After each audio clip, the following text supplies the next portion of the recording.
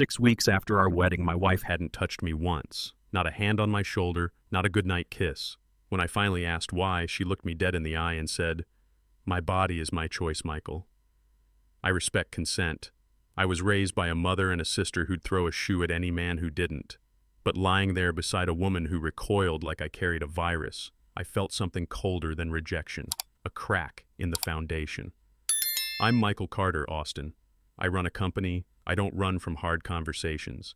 I bought flowers, planned dinners, booked a weekend getaway that never happened. Emily stayed on her phone and off my skin. That night, staring at the ceiling while the Texas cicadas screamed through the window, I knew this wasn't newlywed jitters. It was a contract no one signed, and whatever was hiding behind her words was about to change everything. Name's Michael Carter. I build companies in Austin, Texas, like my dad built fences, post by post, straight and steady. I'm 42, the kind of guy who remembers payroll dates better than birthdays and keeps a torque wrench in the kitchen junk drawer because it's the only drawer I open. My life used to be predictable. Morning run by town lake, coffee strong enough to scare mosquitoes, emails, meetings, then home to a 2-story in Circle C that smells like cedar after a summer rain. I'm not flashy. I believe in handshakes, receipts, and showing up 5 minutes early. When I fell for Emily, it felt like the first warm day after a long, cold snap. She made the noise quiet. We moved fast, but it felt right. 2 adults choosing each other with both eyes open. Business teaches you that clarity saves time. Marriage, I learned, can hide fog inside sunshine. And somewhere in that fog, I started losing my way.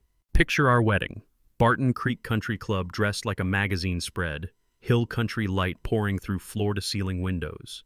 My mother cried the polite kind of tears. My friends cracked jokes they'd rehearsed in the parking lot. Emily floated down the aisle in lace that seemed to breathe, smiling like she'd found home. The band hit, "At Last," and the chatter in my head went silent. I remember her hand, warm, steady, certain, when the officiant said forever. We did the rounds, kissed cheeks, cut cake, posed in 100 photos that made our lives look easier than they'd ever be. People kept saying, "You two make sense."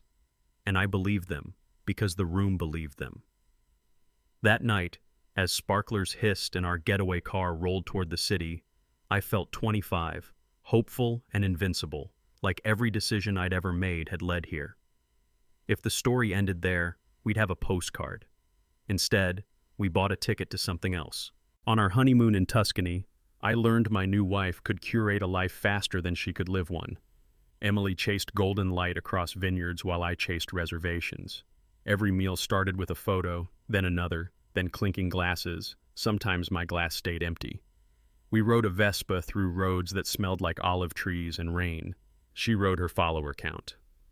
I'm not anti-phone. I run a business from mine. But there's a difference between capturing a moment and replacing it. Back at the villa, I set out wine and a record. She set up ring lights and a tripod pulled from a suitcase I didn't pack.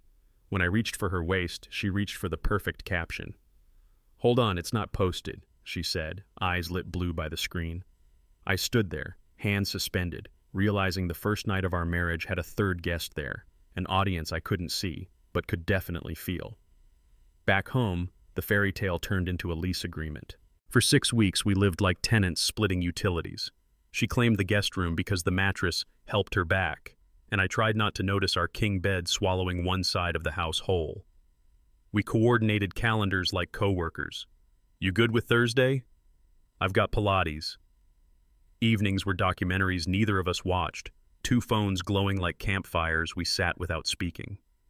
I kept telling myself transitions are awkward. Newlyweds learn rhythms. Meanwhile, the space between us kept growing, an invisible hallway I couldn't cross. I folded her laundry, switched her car's wiper blades, set reminders for her appointments, hoping usefulness might equal closeness. It didn't. There's a special kind of loneliness that comes from hearing someone breathing 5 feet away while feeling like they've moved out. One night, around midnight, a text lit her face. She smiled at a name I didn't recognize, and turned the screen away. Touch became a negotiation I kept losing. I'd reach for her hand during a movie and she'd find a need to check an email. I'd kiss her cheek goodnight and meet the air as she turned at the last second. offering me a shoulder like I was a coworker at a party. Once I set my palm on the small of her back while we waited for the elevator. She stepped forward as if the floor had tilted. I told myself she was tired, stressed, adjusting. Then I started tracking the pattern like a guy troubleshooting a connection. Time of day, mood, food, anything. My notes had more logic than our intimacy. When I finally asked what was wrong, she sighed like I'd interrupted a meeting. Don't make a big deal. The absurd part is how quickly you start doubting your skin, wondering if you're radioactive. That night, I slept on the edge and learned edges feel like cliffs. Breakfast used to be our easy place. Coffee, eggs, headlines, plans. Now it was two islands sharing a tide. I'd fry bacon. She'd say she wasn't hungry and nibble Greek yogurt like it was an obligation. We had a routine: Tuesday Thai, Saturday farmer's market, Sunday calls with my mother, that slowly went silent without a fight, like someone turned down a dimmer switch. Mornings she scrolled while I talked to the dog. I tried small talk, neighbors, a bakery on South Lamar, a headline about property taxes. She answered in half sentences that landed like receipts. Accurate, emotionless, filed. When I reached to pass the salt, she flinched before smiling, and it was the smile you give a stranger who bumps your cart. The first time I saw that smile directed at me across our table, I pretended not to. The third time, I ate in the garage. On a Thursday, bacon popped, and I asked the question that burned everything. Rewinding hurt, but it mattered. Before Vows, Emily was the woman who made Austin look like a new city. She'd text me addresses for taco trucks I'd somehow missed for 20 years, then show up in jeans and a sweater and make every picnic feel like a festival. We hiked the Greenbelt, argued about whether pineapple belonged on pizza, and shared lists of baby names we'd never use. She'd drop by my office with lunch and a note that said, "Proud of you," in looping ink I can still picture. When we watched movies, she tucked under my arm like it was reserved seating. She laughed at my impression of my partner, Ryan, and made my mother laugh over meatloaf, a miracle I would have paid money to witness twice. Back then, intimacy was everywhere, in the way she squeezed my hand at red lights, the way she lingered at the door. None of that woman seemed to board the plane home. Sometimes I'd set two pictures side by side on my phone. Emily at the gala, head tilted, eyes bright. Emily on our couch, face lit by a screen, expression flat as a closed door. Same features, different temperature. Before the wedding, she was touch, laughter, curiosity. After, she was schedules, passwords, and distance you could measure in feet. I kept trying to reconcile them, like a CPA doing books that refused to balance. Maybe the stress, maybe work, maybe hormones, I told myself, while ignoring the simplest math. Behavior is intent spelled out over time. Even the house noticed. Her perfume faded from the hallway. Her shoes stayed pointed toward the exit. Friends stopped asking how married life was because answers got vague. When I brushed her hand and she recoiled, I'd apologize, like I'd crossed a boundary written in invisible ink. I wasn't living with a stranger. I was living with two, and one had swallowed the other whole. I did the inventory older men know by heart. Did I gain weight? Work too much? Forget an anniversary she circled in red? I checked my breath, my shirts, my tone. I swapped cologne, switched detergents, booked a couple's cooking class we never attended. I reread our texts from the good months, looking for the exact moment a thread snapped. I asked friends for blunt honesty and got the same shrug. Maybe she's stressed. I even considered a doctor's visit for myself, as if a blood panel could explain why my wife looked at me like a fire alarm she'd learned to ignore. I wanted a fix, some lever I could pull, some apology I could make. But every attempt boomeranged into silence. The night it broke, I set plates on the counter and asked, gently, "Emily, what's going on with us?" She lifted her eyes, cool as winter glass, and said the one sentence that answered nothing and changed everything. I went old school.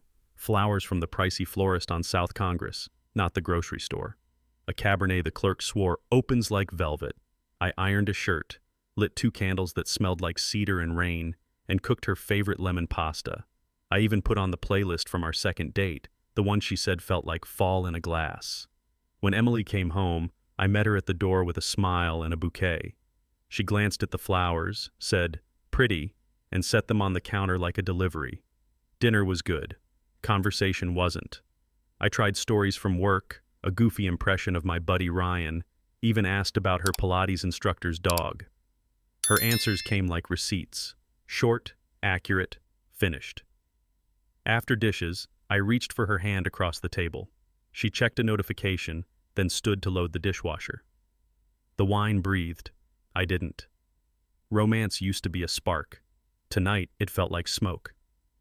The next day, I tried again. Simpler. I left a note in her car. Date night? Your choice. I'll book it. She texted back. Busy this week. That was it. No rain check, no emoji, not even a ... The silence felt heavier than a no. I told myself people get tired. I get tired. But tired has manners. Tired says, next Friday? Emily's tired sounded like a door quietly locking. That night she watched a tutorial on skincare acids while I sat on the couch doing nothing and somehow still felt like I'd done something wrong. When I touched her shoulder, she tensed like a startled cat, then apologized without looking up. Long day, she said. The apology wasn't for me. It was for breaking the performance. I wish I could say I got angry. I didn't. I got efficient. I cleaned the kitchen, paid the bills, and stacked the mail. Like competence could compete with distance. It can't. Competence just makes the quiet neater. Let me fix it, I told myself. Get out of the house. Reset. I booked a hill country weekend. Nothing fancy. Just a cabin near Wimberley, a grill, and a stargazing deck they bragged about online. I pictured us under a blanket, pointing out constellations we'd pretend to recognize. Emily said she'd check her schedule. 2 days later, she said, I'm not really in the mood to travel right now. Not mad, not sad, just not. I offered to push it. Maybe next month? She shrugged. We'll see. The reservation company kept my deposit. I kept my optimism, thinner this time. On Saturday, I grilled for one in my own backyard while the neighbors' wind chimes invented a soundtrack. Emily caught up on emails, which is what she says when she wants to disappear in plain sight. When I brought her a plate, she thanked me without tasting it and said she wasn't hungry. The stars still came out that night. They just did it without us. Our king-size bed became a landmark, a distance you could map. She drifted to the edge or to the guest room with a back pain alibi that needed no evidence. Couples joke about blanket wars. We weren't at war. War implies contact. We were coordinates on a floor plan. I tried new sheets. I bought a softer pillow, then a firmer one. I set the thermostat at 68, then 72. Intimacy became a thermostat experiment with no control group. Sometimes around 2 a.m., I'd wake to the memory of how she used to curl her feet around my ankles like we were holding hands twice. Memories are cruel at 2 a.m. I'd stare at the ceiling fan and count rotations like they were miles. The empty space between us stretched and stretched until the room felt bigger than the house. People say you can't fall off a bed that wide. You can. All it takes is one person stepping back and the other refusing to chase. When closeness disappears, pride goes bargain hunting. I started inspecting myself like a salesman with a bad product. I swapped deodorant brands, changed cologne, chewed mint gum like it was a new hobby. I cut onions from dinner, switched to unscented detergent, and Googled phantom body odor at midnight. I ran more, shaved closer, bought shirts that fit better. I even asked my barber, who's been cutting my hair for 15 years, if he noticed anything off. He said, "You look tired." That was the only truth I couldn't Febreze away. I told myself marriage has seasons, and maybe this was winter. But winter has rituals, soup, sweaters, shared blankets. This felt like a draft coming from a door I didn't know we had. Emily didn't complain. She didn't compliment. She didn't engage. You can fix a problem you can name. What do you do with a shrug? I fell asleep that night with peppermint breath and the same ache. The mirror stayed quiet. Evenings became parallel play, like toddlers who share a room but not a game. We'd line up on the couch with a documentary humming, a safe choice where no one had to discuss feelings. I'd suggest a mystery. She'd say, whatever. We pressed play and scrolled our separate screens like co-workers on a flight. I tried a joke about the narrator's voice. She smiled the way people smile at waiters. 15 minutes in, I reached for her hand. She needed water, then needed to reply, then needed to finish this thing. Need replaced want. At the credits, I asked what she thought. It was fine. Fine is the beige of words. Fine is what you say when you're already somewhere else. I turned off the TV and listened to the house. Air vents, a distant train, the dog's sigh. She stood, stretched, and said, "I'm going to bed," meaning the guest room.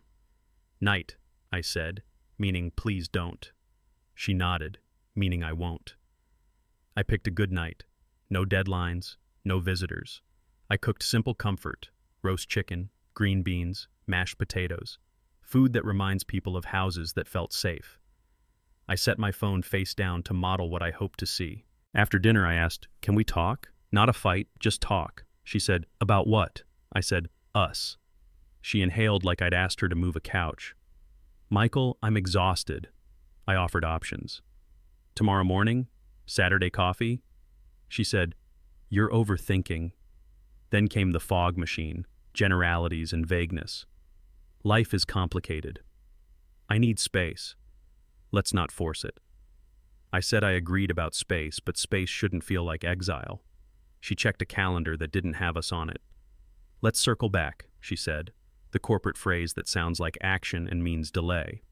I tried one more time, softer. "I miss you." She looked past me, not through me, and said, "Don't make this dramatic." The chicken cooled. So did I. You can only circle a fire so many times before you step in or walk away. I chose in. I waited until we were both seated, no screens, no distractions. "Emily," I said steady, "we haven't been intimate since the wedding. I'm not demanding, I'm asking. Are you okay? Are we okay?" She stared at the salt shaker as if it had offended her. When she finally met my eyes, her voice came out clipped, practiced, courtroom neat. "My body is my choice, Michael. You can't demand anything." The words landed like a gavel. I respect consent. I always will. But consent wasn't the question I asked. Partnership was. She stood, rinsed her plate, and added, "Don't bring this up again." Then she walked down the hallway, leaving the conversation where the dishes dry, unfinished, unattended, cooling by the minute. That sentence didn't answer me. It erased me. For the first time, I wondered not what was wrong with us, but what was true about her. The next morning, I woke to a house that felt rearranged. Same furniture, new gravity. Shame showed up first. It always does for men my age. I replayed my words, hunting for the part that sounded needy, teenage, less than. I made coffee I didn't drink and answered emails I didn't read. When I finally saw her, she was dressed for errands, light makeup, hair in a perfect twist, like last night's gavel hadn't fallen. I said, "About yesterday." She said, "I don't want to rehash it." Then she kissed the air by my cheek the way you do with a neighbor you barely know, grabbed her keys, and left. The door clicked, and the silence that followed felt like a verdict. I'd always thought humiliation was loud, public, messy. It turns out humiliation can be a quiet morning in a nice kitchen where you suddenly understand you're the only one trying. That's when anger finally arrived. It didn't shout. It sharpened. Anger is a good flashlight. I used it to look where I'd avoided. The patterns lined up like fence posts, the sudden switch after the honeymoon, the guarded phone, the vanishing weekends, the performances of apology with none of the repair. I remembered the gala where we met. How quickly she'd known my favorite scotch, my nonprofit work, my mother's name. Impressive then. Unsettling now. I thought about the prenup she'd insisted would protect us both, the way she always steered around intimacy, but never around expense. None of this proved anything by itself, but together it felt like coordinates that pointed somewhere ugly. I'm a builder by trade. I know when a foundation is cracked versus when someone is faking a blueprint. My gut said this wasn't a rough season. It was a script. That afternoon, I opened my laptop, not to buy more flowers, not to book another trip, but to search 3 words I never thought I'd type: marriage, fraud, Texas. It started at a fundraiser in Austin where the name tags were heavier than the hors d'oeuvres. I was there because my company sponsors literacy grants. She was there because rooms like that orbit her. The band did Sinatra, the ice clinked like polite applause, and I was practicing small talk that always feels like a suit one size too tight. Then I heard a laugh. Low, warm, confident, and turned. Emily stood in a midnight blue dress, listening like whoever spoke mattered. She didn't hustle attention. It arrived. When our eyes met, she smiled the way people do when they recognize an old friend and accept a better future. We talked about books, Austin traffic, and why giving quietly beats giving loudly. She knew my nonprofit work before I told her. I chalked it up to prep, not research. When the raffle bell rang, she touched my sleeve and said, "Walk me to the patio?" I should have checked the exits. I followed her out instead. Outside, the city hummed like a distant engine. Emily asked more than she told, about my mom, the fence company my dad ran, the first job I hated but learned from. She shared just enough. Teaching kids to read, loving old movies, a weakness for tacos that drip down your wrist. No brag, no monologue. She held eye contact without pinning me to the wall. When she laughed, it wasn't a performance. It was a bridge. I've closed deals in rooms colder than ice machines, but that conversation warmed the metal. I noticed the practical things older men notice. She thanked the servers by name, carried her own clutch, checked on a volunteer reorganizing chairs. When we exchanged numbers, it felt like swapping keys, not business cards. Driving home, I turned off the radio to keep her voice in the car.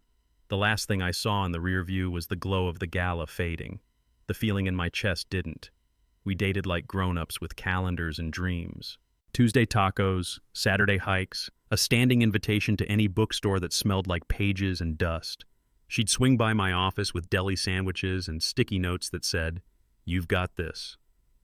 On a whim, we flew to Denver for a long weekend. Red Rocks at sunrise, a hole-in-the-wall Italian place, the kind of hotel balcony that makes cities look softer. She wore a sweater and the easy, unguarded grin I kept falling into. Back in Austin, she slipped her hand into mine at red lights and rested her head on my shoulder at movies. My friends said I looked lighter. My mother said I looked rested, which is her word for happy. I didn't analyze it. After a certain age, you recognize when a season arrives and try not to scare it off by naming it too loudly. If I'd known how fast seasons can change, I'd have asked more questions. I didn't. By month 6, certainty felt ordinary, in the best way. I booked a downtown hotel and a quiet table with a view of the river. I had a small speech in my pocket and a ring that cost more than my first truck but less than my peace of mind.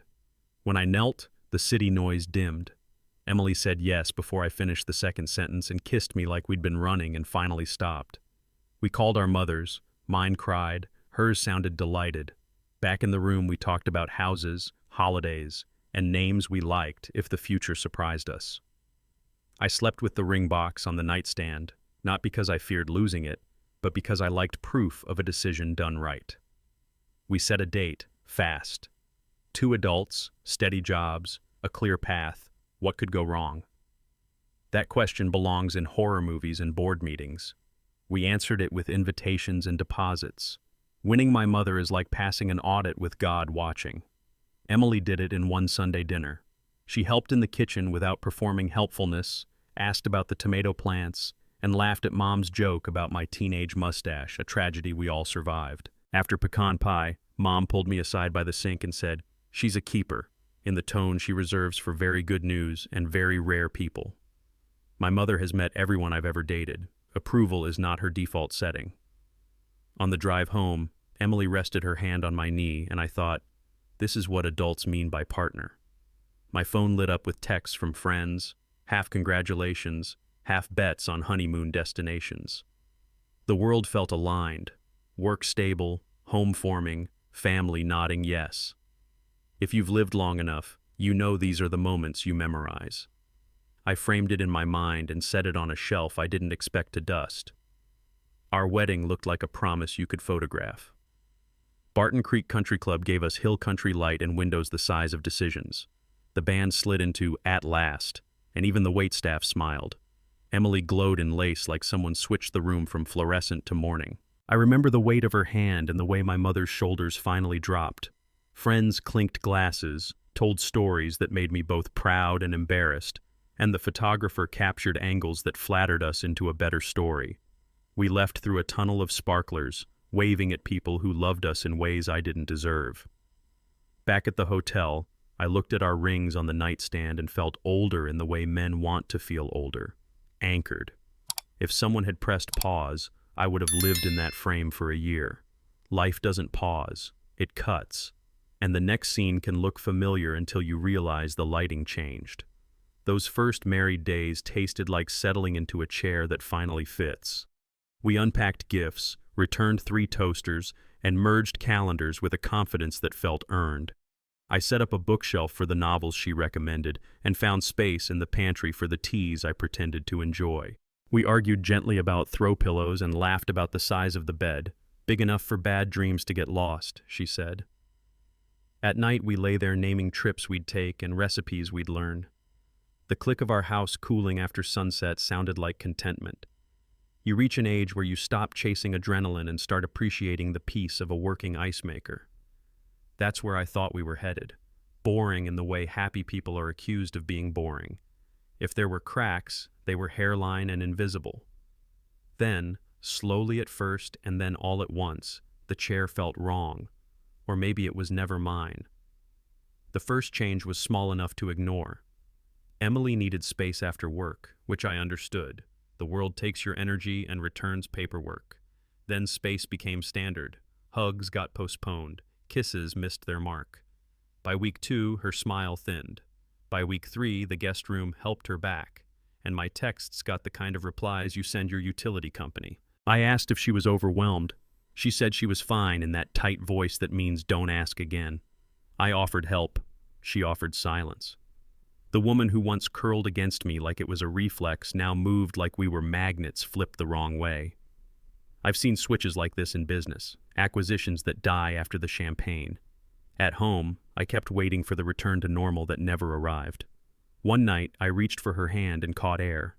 I stared at my own palm like it had crossed a line no one drew. Errands turned into blackouts. She'd leave for groceries at 11 and return at 8 with a bag of kale and a story about traffic that didn't add up to time. Lunch with a friend meant silence until dusk. Meetings ran long, she'd text, as if civilians had boardrooms. I'm not a tracker by nature, but patterns announce themselves to people who build things. The gaps grew regular, and my explanations got creative. Yoga class overflow, book club detour, the kind of traffic jam that requires a passport. When I asked for details, she gave me nouns without verbs, places without people, times without context. I tried not to be the man who interrogates. I became the man who cooked dinner twice and kept it warm. The house learned her absence, the way a porch learns shadows by season. One afternoon, I doubled back for my wallet and saw her through the window, relaxed, smiling at her phone like the person on the other end lived here. Before the wedding, her phone was a toy we shared. Guess the passcode, swap playlists, send each other photos of dogs we wanted to adopt. After, it became a vault. New passcode, new Face ID, screen tilted away if I walked by. She guarded it like TSA guards a water bottle. I get privacy. I run a company. My phone could indict me for boring. But privacy has a feeling. Secrecy has a posture. Her shoulders tightened when it buzzed. She took calls outside, voices pitched low, laughter saved for the porch. The night that sealed it, I joked, "Planning a surprise party?" She looked at me like I'd touched an alarm. "Some things should be private, Michael." The sentence wasn't unreasonable. The delivery was a lock clicking. I went to bed early and stared at the dark, counting the number of ways a phone can be a wall. When she slipped into the guest room, it sounded like a door closing on the other side of town. I picked a calm Tuesday. No deadlines, no guests, just 2 mugs and a quiet kitchen. "Emily," I said, "what if we talk to someone? Couples therapy. Not because we're broken, because we're important." I framed it like a tune-up, the kind every older car needs before a long trip. She didn't look up from her phone. "Therapy?" She said it like a punchline. I explained the practical side, structured time, neutral ground, tools that help you keep your promises. She smirked. "Michael, we don't need a referee." I kept my tone even. "We need a plan." She exhaled hard, a sound I used to hear from contractors when a beam was already cracked. "You always think there's a fix," she said, pushing her chair back. I smiled even when it scraped. "That's how I'm built." She stood, rinsed her mug, and set it upside down to drip. "Not everything needs fixing." She passed me without touching, and the mug clinked like a period. Her words rode with me all day. I fix what squeaks. That's not arrogance. It's habit, learned from a father who kept a fence line straight through droughts and storms. That night, I tried again. We can at least try one session. She laughed, short, sharp, like snapping a pencil. You love projects. People aren't projects. I said, people are partners. She rolled her eyes. Michael, your need to engineer everything is exhausting. I let a beat sit. My need is connection. She picked up her phone and angled it away. You're making drama where there isn't any. I thought about every older couple I admire, how they've told me in different words the same thing. You either repair small cracks or swallow a collapse. I'm asking to repair, I said. She blew out the candle on the table with one quick puff, plunged the room into dim, and walked to the guest room. Go fix something else, she said. The hallway swallowed her steps. When common sense fails at home, you take it to a bar. Ryan Miller met me at a booth that had seen better varnish. The jukebox wheezed out Tom Petty, basketball murmured from a TV, and the waitress called us Hun without irony. I told him everything.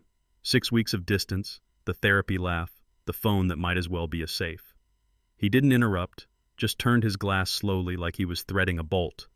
When I finished, he said, "You look like a guy trying to apologize his way out of a fire." I waited for the pep talk. He doesn't do pep talks. He does questions that land like tools you don't want to use. Be honest, he said, voice low. Did she marry you, or what you represent? I stared at the condensation on my glass. He kept going, gentle only in tone. Money, stability, a last name people return calls for. Which one did she say yes to? I didn't sip. I swallowed. Ryan didn't press, just let the air do its work. Fast engagement, fast wedding, ironclad prenup. Her idea, right? He asked. I nodded. He lifted a shoulder. I'm not saying she's a villain. I'm saying timing tells the truth. Timing. He talked about men we know, second marriages, third tries, the way love and logistics get tangled at our age. But even tangled love reaches for you, he said. It doesn't file you. I thought of checklists, calendar invites, the way she said, we'll circle back, like I was a meeting. Do you love her? He asked. Yes. The answer came without permission. Does she love you? I opened my mouth and nothing came.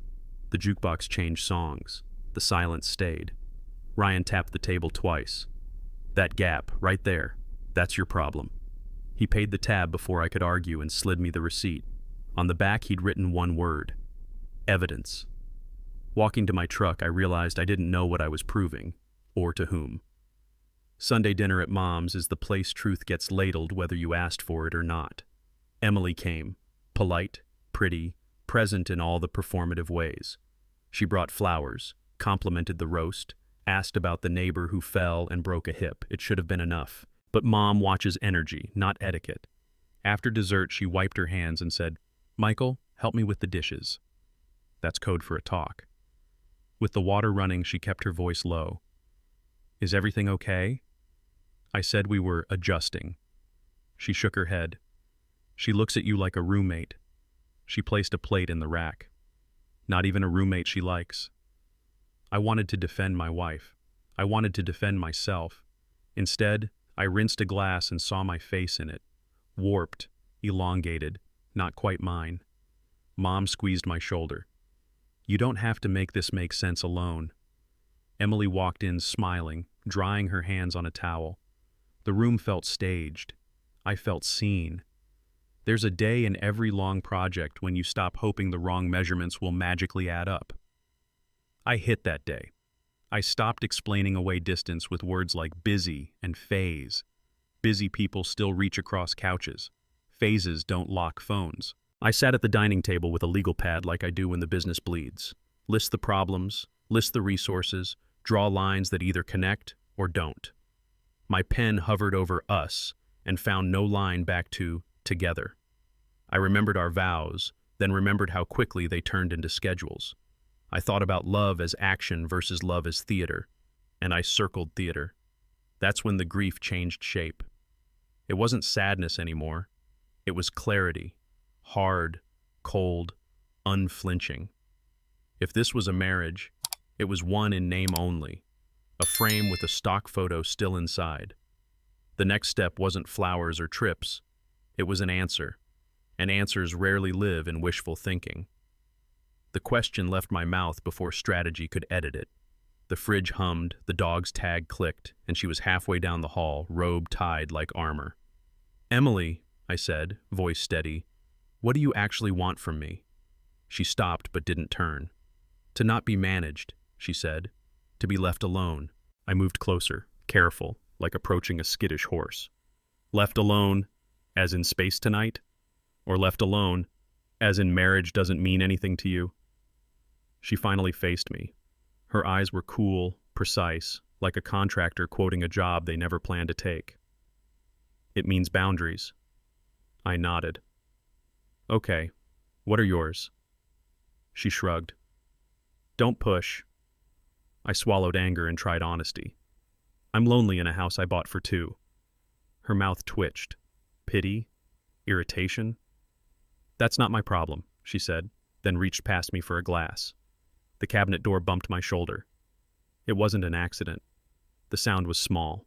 The message was not. The next night I tried to lower the heat.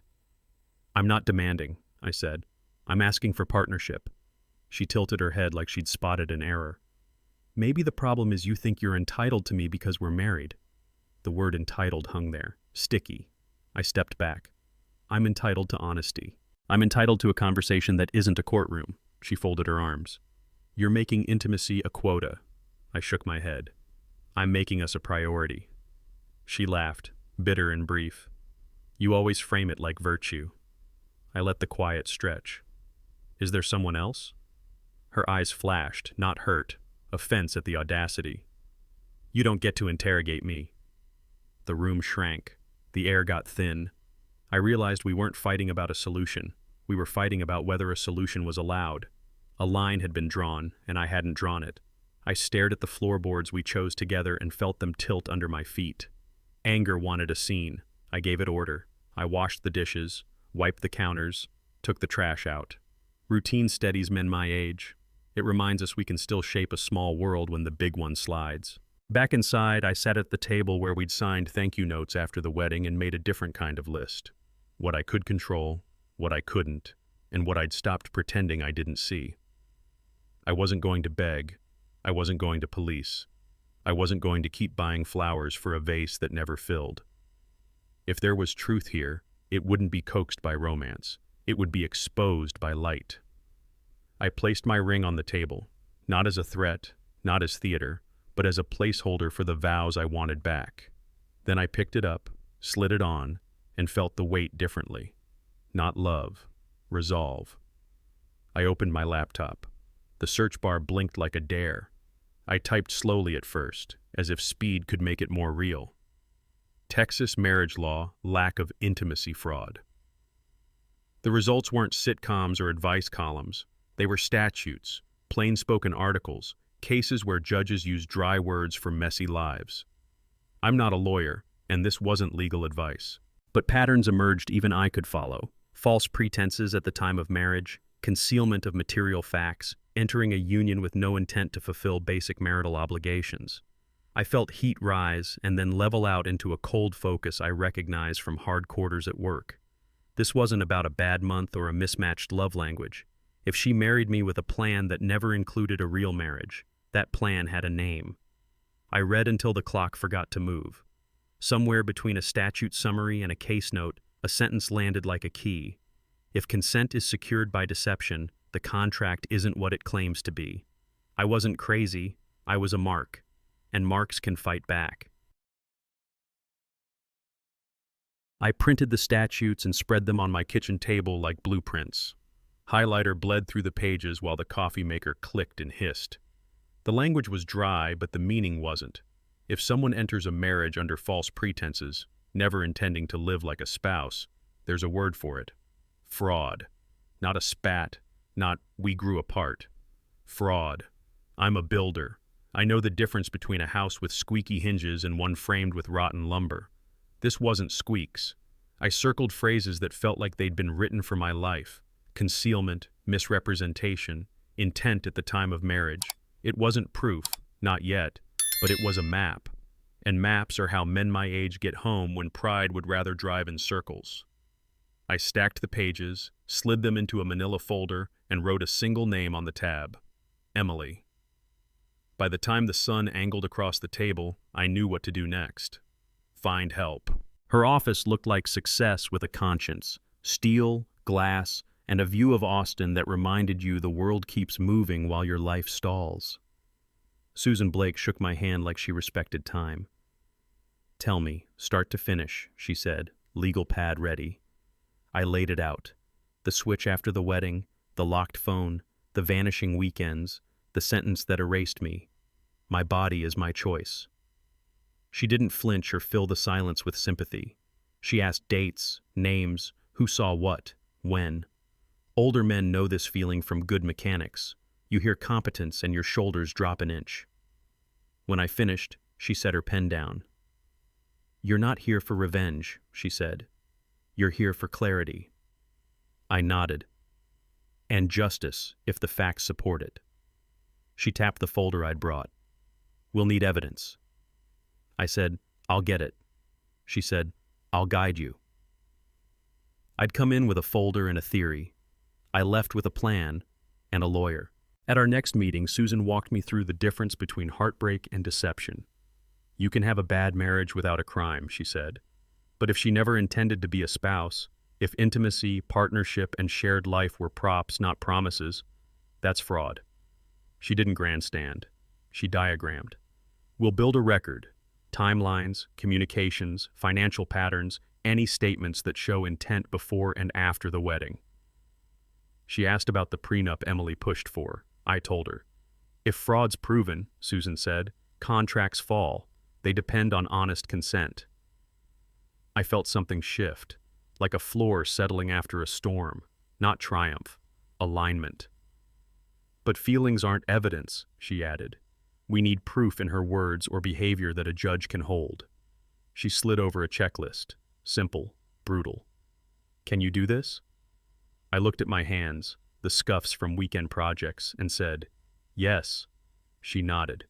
Then we begin. She stood to shake. And Michael, prepare for ugly. I already had. The hardest part wasn't hearing the word fraud, it was accepting how thoroughly I'd been played. Humiliation has a temperature, hot at first, then cold as it settles into your bones. I remembered my father teaching me to own my mistakes quickly, and my mother teaching me to forgive myself slowly. I'd ignored red flags and called them bunting. I'd paid for hope with cash and silence. Sitting in my truck afterward, I stared at the steering wheel until the leather blurred. Then something steadier rose up, relief. Not because the marriage was broken, but because the story finally made sense. I wasn't failing at being a husband. I was succeeding at being marked. That's a different fight. I called Susan and said I was ready for the next step. Good, she said. We'll bring in a professional. I asked, to do what? She said, to find what people hide. That night I slept like a man who'd finally named his storm. Daniel Hayes didn't look like a movie detective. No trench coat, no ashtray. Crisp suit, steady eyes, a desk that said he respects paper. Ex-cop, Susan told me, with a record for finding the thread everyone else misses. He clicked on a recorder and said, start at the beginning. No detail is too small. I told the story again, this time like inventory, receipts, timestamps, the Tuesday tie nights that vanished without a fight. He asked targeted questions. When did the phone lockdown begin? Who suggested the prenup? How fast was the engagement? He didn't say weird. He said, pattern. Men my age appreciate that word. It separates emotion from evidence. When I finished, he slid a one-page agreement across the desk. I look, I document, I report. You stay calm and normal. If there's a trail, I'll follow it. I signed without drama. He shook my hand. We'll start today. As I left, he added, Michael, don't tip your hand. Message received. 2 days later, Daniel laid out cases like mine. Names redacted, behavior familiar. Quick courtship, he said. Immediate shift after the vows. Boundaries weaponized, phone secrecy, financial nudges, then a quiet exit with terms that favor the leaver. He drew a small circle and a bigger one around it. Sometimes it's one person. Sometimes there's a network. People who coach, connect, and collect. They study targets, income, family ties, reputation, and script the performance. If it's a network, she's not freelancing. My stomach tightened. I'd told myself this was a tragic mismatch between two adults. He was suggesting orchestration. What do we do? I asked. We get outside her performance, he said. We observe where she thinks you're not looking. He lifted a brow. And we let her talk. I heard my mother's voice. People tell you who they are if you stop interrupting. I thought of Emily's practiced sentences. Maybe the real story lived between them. Daniel said, "We need her words." Susan approved the approach. Document conversations I'm part of, keep everything lawful, keep everything dated. Daniel handed me a small recorder that felt heavier than it looked. You carry it, he said.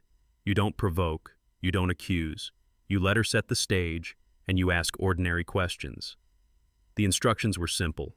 Be the version of myself she expects. The confused, hopeful husband who still believes kindness can fix distance. That role fit like an old jacket, and I hated that it did. He showed me how to label files, where to store backups, and what not to do. No theatrics, no traps, no speeches. Trust routine, he said. People reveal themselves when they think the conversation is boring. I slipped the device into my pocket and felt my life split. Man and evidence, love and ledger. On the drive home, the sun dropped behind Mopac and turned the windshield to gold. I kept both hands steady on the wheel. Tonight, I'd listen. Acting like a hurt man wasn't hard. I was one. I cooked dinner, asked soft questions, and let Emily steer. She patted my hand with that practiced sympathy that never warmed, and talked about needing space to find herself, like we were roommates debating shelf space. I mirrored concern, offered options, and logged the answers. Timing is tricky. Click. I just don't feel it. Click. Let's not make this messy. Click. When I suggested counseling again, she smiled like a teacher grading a paper. You always want to process. Then she changed the topic to finances, how prenups protect everyone, how clean exits are more humane. The words were smooth, the timing not. I let the silence sit, then asked if she wanted me to move to the guest room permanently. She didn't flinch. That might be easier. Click. That night I renamed the files and placed them in a folder labeled with today's date. Her confidence wasn't a shield, it was a source. While I played my part at home, Daniel played his in the world. He pulled threads, public records, prior addresses, court dockets, the kind of social media bits people forget they left behind. Older men know how records work. Every signature is a breadcrumb. He called twice with small things that meant little alone. A P.O. box in Nevada, a lease in Las Vegas that didn't match the story I'd been told. Then he mapped travel patterns against my calendar, the days Emily vanished, the hours that wouldn't reconcile. We're close, he said. Close to what? I didn't ask. I was learning to let the work talk. Late one afternoon, my phone buzzed while I was tightening a cabinet hinge I should have fixed months ago. Michael, Daniel said, voice level but different. I've got something significant. Come by. I drove without the radio, the way you do when you need your own thoughts louder than the world's. In his office, a folder waited with my name on it. Daniel opened the folder and slid a certified copy across the desk. Marriage certificate, he said, tapping the seal. Las Vegas, 2019. Emily Dawson, different last name then, married a man named David Sterling. He paused. I checked the docket. Their divorce was filed and never finalized. The room narrowed to the document in my hands. I read their names twice, then the date, then the status, pending, not closed. Which means? I asked, though I already knew. Which means when she married you, he said carefully, she may still have been married to him. Bigamy is an ugly word. It landed like metal on a table. Daniel wasn't done.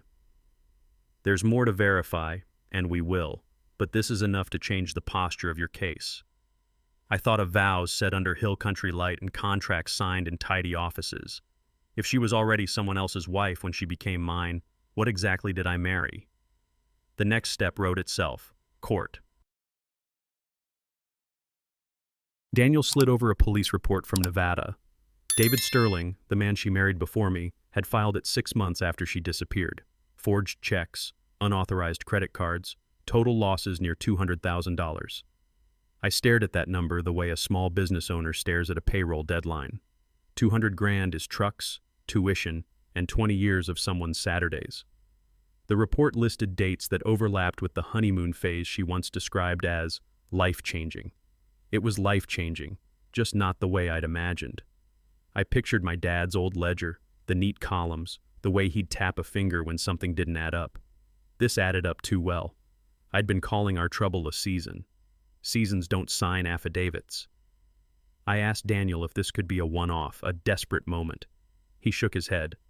Patterns, Michael. He tapped the page. This is a pattern. The room felt colder. Patterns don't apologize. Patterns repeat unless you break them. Name ring a bell? Daniel asked, opening another folder. Lucas Crane. I didn't know him, but the state of Colorado did. Prior arrest for marriage fraud. Conviction. Time served. The summary read like a manual for professional heartbreak. Identify, isolate, extract, exit. Daniel laid out the possible structure: recruiters, coaches, cleaners. Sometimes it's a lone operator. Sometimes it's a small ring, he said. If Lucas is involved, she's not improvising. I felt anger try to sprint and forced it to walk. Older men learn this. Rage breaks things you still need. I asked the practical question. Where does that leave me? Daniel was calm. With leverage. If she's connected to him, we can show intent.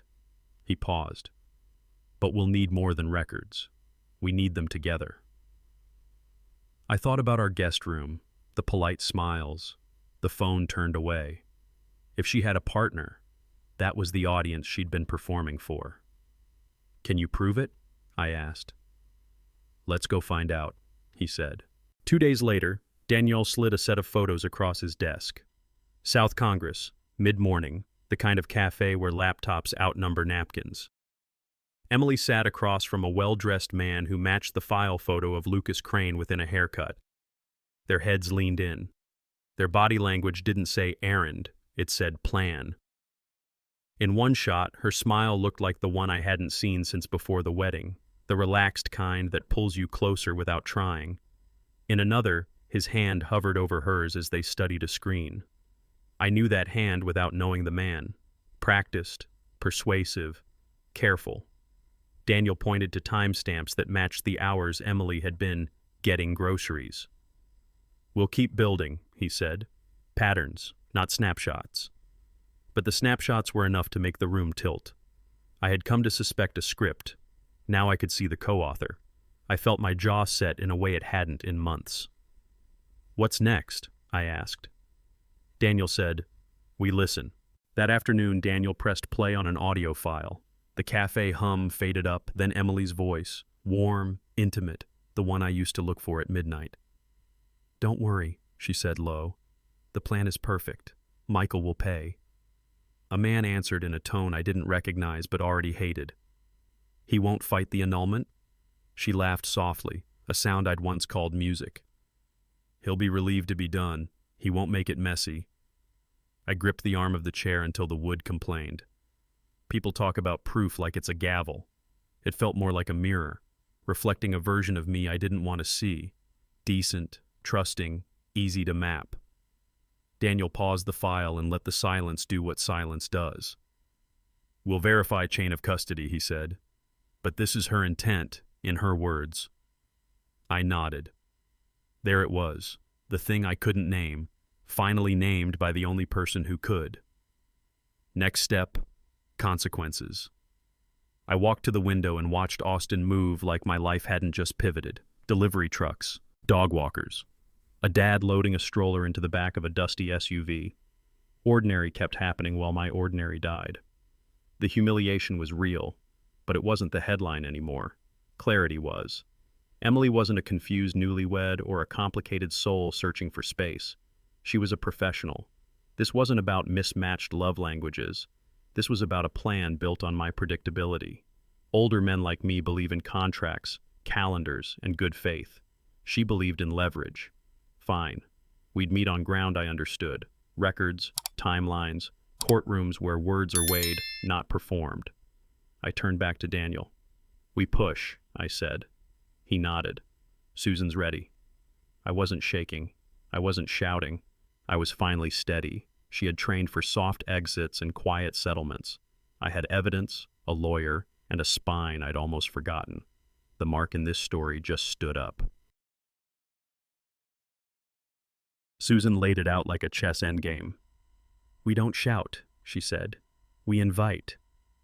We'd let Emily think I wanted a clean annulment, fast and quiet. I'd play defeated. Susan would play agreeable. Daniel would button up chain of custody, dates, and names. We rehearsed my testimony like a timeline you could set your watch to. No opinions, just facts. Susan prepped exhibits in a binder thicker than a church hymnal. Photos, call logs, bank pulls, the Nevada certificate, and last, the audio. "We go soft until we don't," she said. "Let them tell their story first. Then we tell the truth." She warned me about blowback, accusations, character digs, theater. Don't take the bait. Older men know that rule from boardrooms and barbecues. Never wrestle a pig. You both get muddy and the pig likes it. We filed the annulment. Emily texted, "I'm glad you're being reasonable." I replied, "Me too." Susan closed the binder. Next stop, Travis County. The trap wasn't cruelty, it was clarity. Courthouse mornings have their own weather. Cold air, hot nerves. Emily arrived in a navy suit and pearls, the costume of a woman wronged. Her lawyer shook hands like he'd practiced in mirrors. I sat beside Susan, palms open on my knees, wedding band cool against my skin. Emily's side went first. He rushed intimacy. She needed space. They were incompatible. Words slid across polished wood like coasters at a club. Susan didn't object much. She wanted the performance complete. When it was our turn, she stood and let silence find its edges. Then she built the scaffolding. Dates, messages, the sudden switch, the vanishing hours. "We don't allege a rough patch," she said, voice even. "We allege intent." The judge leaned forward a fraction. Susan glanced at me. I nodded. "Your Honor," she said, "we move to admit Exhibits A through G." The binder snapped open. Paper whispered. Across the aisle, Emily's confidence flickered. Susan lifted the remote like a conductor. "Let's begin." The cafe hum filled the speakers. Then Emily's voice, warm, sure. "Don't worry, the plan is perfect. Michael will pay." A man answered. Daniel's timeline named him. "He won't fight the annulment?" Her laugh landed like ice in a glass. "He'll be relieved." A murmur rippled through the benches. Susan let it settle, then clicked to the photos. South Congress, heads bent, smiles not meant for me. Next came paper, certified, stamped. Las Vegas, 2019. Marriage filed, divorce never finalized. The judge took the page, read, and read again. Emily's attorney asked for a recess without meeting her eyes. Denied. Susan resumed, calm as rain. Transactions, travel overlaps, the prenup she'd driven, the language about clean exits. Emily's posture shrank by inches. She reached for a water cup and missed. The mask didn't crack. It slid. I didn't gloat. I breathed. The judge's voice went low. "Counsel, we'll hear argument on fraud and the status of this prior marriage." For the first time since the vows, Emily looked genuinely afraid. The judge leaned forward, voice final. "Annulment is granted. This matter is referred to the district attorney for criminal review." The gavel sounded smaller than the moment. Susan squeezed my elbow once. I didn't move. The clerk read the list like inventory. Fraud, bigamy, conspiracy. Across the aisle, Emily's lawyer went pale. Emily stared at the table as if the wood could answer for her. The bailiff took the exhibits. The room exhaled. Outside, the hallway smelled like coffee and floor polish. Susan spoke into her phone, calm as a weather report. 2 hours later, Daniel texted. APD and state investigators took Lucas Crane into custody at a motel off I-35, duffel bag, burner phones. I watched the image until my screen went dark. No victory lap, just gravity shifting back where it belonged. The ring on my hand felt like metal again, not a bruise. The case would move on without me.